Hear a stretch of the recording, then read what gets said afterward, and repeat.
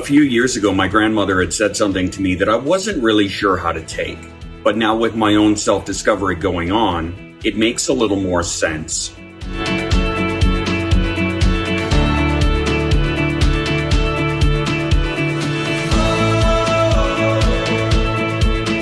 Hello, my friends. As you can see, we're still on vacation. Right now, we're at the very lovely Three Valley Gap in British Columbia. I'm sure you can hear some of the traffic outside, but it's incredibly hot in here. We don't have any air conditioning in our hotel room, so we have to have the patio door open and the fan blowing. I'll try and clean that up as best I can. Anyway, I just kind of wanted to talk a bit about the vacation that I'm on and some of the things that I learned while I've been here. Our vacation began with a gathering for my grandmother's 85th birthday. She had organized somewhat of a family reunion to accompany it. And I won't lie, I was anxious as hell. I was terrified. I did not want to go on it. But I went for my grandmother's sake. And that was it. Just like anyone else, my family has issues. But by the end of it, it actually turned out to be a fantastic time. And I'm very glad that we went. However, I did have a slightly ulterior motive in going. I wanted to learn a little bit more about my family history, and not the kind that you'll find on Ancestry. I mean more the kind that affects you up here. A few years ago, my grandmother had said something to me that I wasn't really sure how to take. But now with my own self-discovery going on, it makes a little more sense. So I wanted to inquire further about it. She had mentioned to me before that my grandfather would occasionally go into periods of not speaking, especially after they had a big argument. So I inquired with her a little further, I dug a little deeper, and from everything that she told me, it sounded a hell of a lot like my grandfather went into nonverbal periods.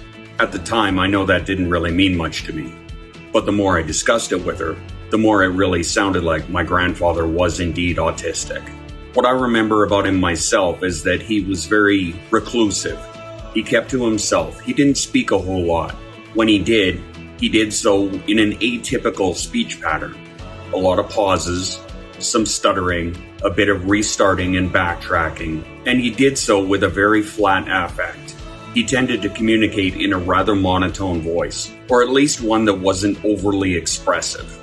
My grandfather also worked for CN Rail for a number of years. I can't remember exactly how many, but it was damn near my entire life, if not longer.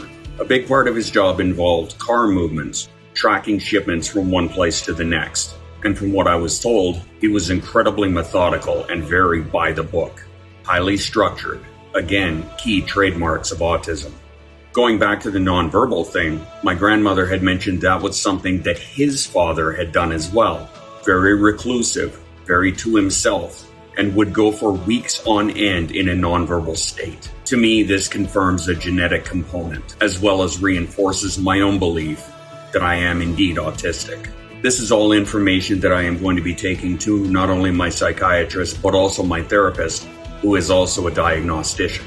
I do have a lot of mixed feelings about this information, but most of it is very positive, because to me, it helps me truly understand myself better. And as somebody who is an undiagnosed autistic for over 45 years, I find this information somewhat comforting. It helps me to understand myself better. And at the end of the day, that's all I really want. I want to know who I am.